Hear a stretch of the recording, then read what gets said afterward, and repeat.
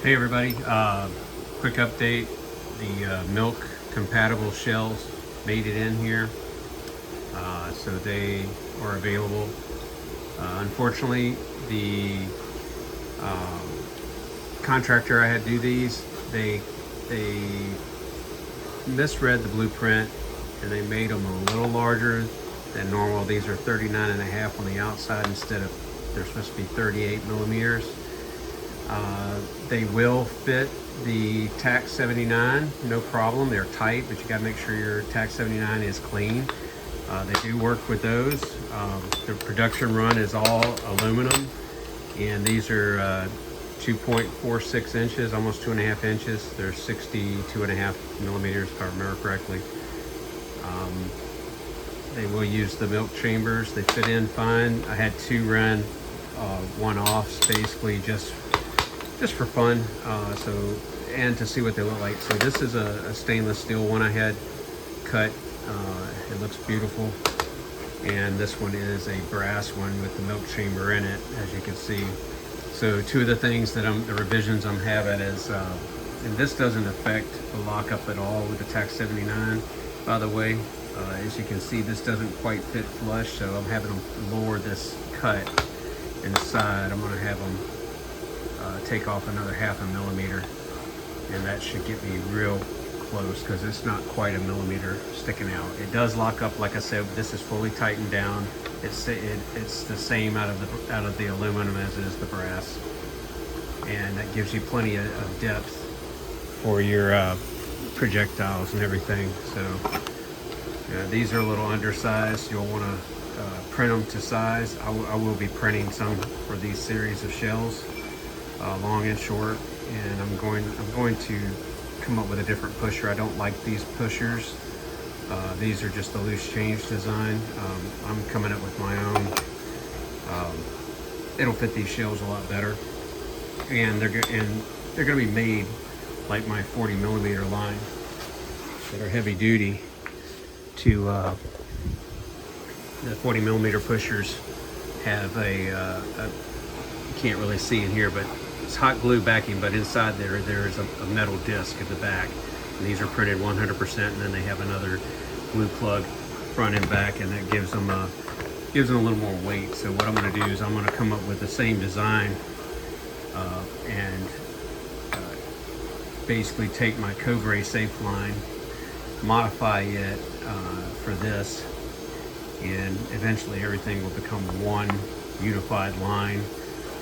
I don't like the threads on the inside of these. I like them on the outside. That tends to work a little better. In my opinion, this is the Cobra safe threads, so the pusher will be more in line with this design. This one obviously is made for the Cobra safe line, so it's a lot skinnier. But these ones I'm going to have made, or I'm going to make up for these shells, are going to look like this, and use the Cobra safe nose cones because they're a better setup than this. These internal thread nose cones, they break right at the threads. And the other thing is this ridge always seems to kind of pop out. Even with some of the best prints I've had and other people's prints, there's always like a little catch there, and I don't like that whole setup. The whole thing should flow. And let's see if I can get an example here of the Cobra line. Where is it at? Right here. Okay. So this is an example. See how this flows. And this is not a great print, but they fire. These aren't made to look pretty. These are made to use. This whole front end with the pusher, nose cone pusher, is expended. It's not reusable. I mean, it's spendable. The casings are reusable, so I will be selling these with the nose cones. But either way, that's that. So see how it flows down, and even this part of the pusher, you can see has an angle for it to flow down. So anyway, that's enough of that. It's going to be a cross between the 40 mic. Like I said, I'm going to redesign them as well, and this for these MILC casings. All right, so these milk casings, I have them listed on eBay and Gunbroker. They are a tad cheaper on Gunbroker than they are eBay. The fees on eBay kill me, so if you're interested in them, like I said, they will work in your TAC 79. They're a nice tight fit in there. You don't have to shove them in or anything. They fit, and when I say tight, they go in and there's no wiggle. I mean, they fit like a glove. So if your TAC 79 is dirty, you need to clean it, okay?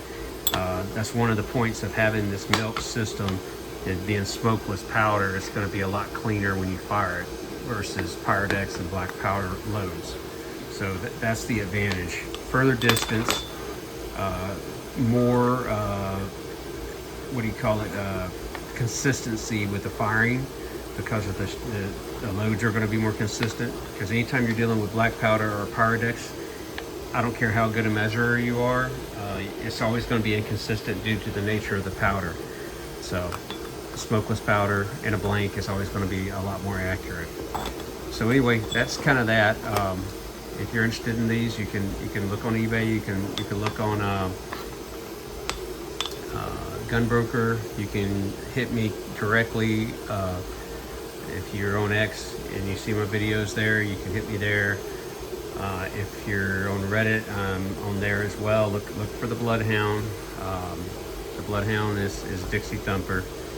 So just hit me on there, direct message me, and we'll get you hooked up with some of these milk shells. I've got now I'm down to 90 right now, so I have 90, and this is how they come packaged and everything. These I took out just for QC, so I took one out of each group for QC, measured them. They all measured the same, and I tested them in my chamber of my TAC 79, and they all fit fine. So I'm gonna go with TAC 79. We're probably good to go. If you have any issues with them, you contact me. I will take them back and exchange them for the next run. The next run, I have to sell about half of these before I can get to the next run, guys. So 19 a piece on Gunbroker. I think they're a little more on eBay. And if you buy 10 or more, give me a holler. We'll get you a discount, okay? I just need to move about half of these so I can get to the next order. Thanks, guys.